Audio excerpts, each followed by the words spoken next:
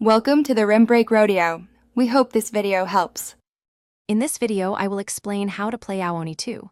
Start by understanding your main goal: escape the haunted mansion. You'll need to explore every room, searching for clues and items that are crucial for your escape. Interacting with various objects will help you solve puzzles, opening up new paths.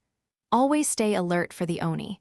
Learning its movement patterns is key to avoiding capture and surviving the terrifying ordeal. Navigating the mansion is straightforward. You'll use the arrow keys or a joystick to move your character.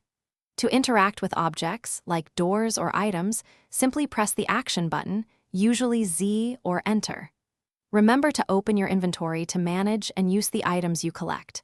And a crucial tip: save your game often at the designated save points to secure your progress. Solving puzzles is central to your escape. Always pay close attention to any dialogue or environmental details.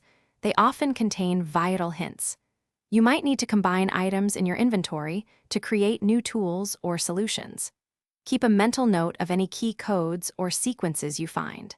Many puzzles require using specific items in particular locations to unlock new areas and progress. Surviving the Oni is paramount. Always listen for audio cues. They'll warn you when it's near.